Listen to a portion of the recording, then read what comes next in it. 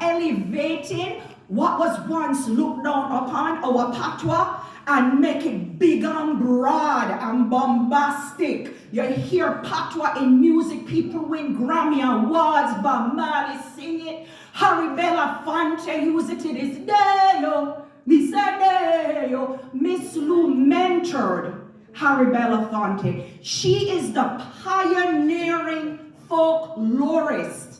She is the one where we can come out here and we can speak the Patois proudly, because Patois is a life force. It is our ancestors' ways, our joys and our pains. It's a poet.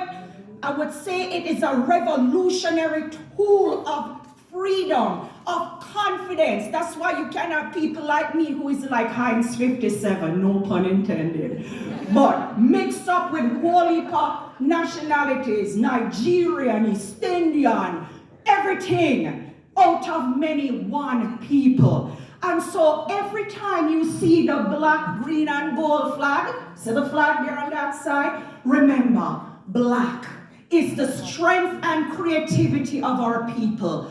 Green is the lush lands and the foods that we grow. And yellow is the sunshine and the beauty of our smile. And because of that, I want to encourage our farm workers. You see that smile, Marcus? I give you my award-winning book about Miss Lou. Miss Lou, Voice of the Jamaican People. Read it, pass it on to your children, children. This woman has made us big on the map. Everybody knows who we are, and it's a little bit of country. That's why we say we're little, but we talawa. So my darling brethren mean brother. Brethren, yes, and you can win one, prizes and surprises. A second thing I've been asked about this dress. This is our national dress.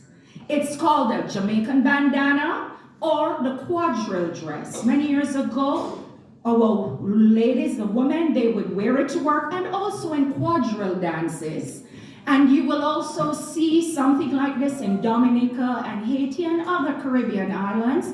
But yes, this is what you will see. A lot of our women, and of course the men, also have their nice shirts to wear.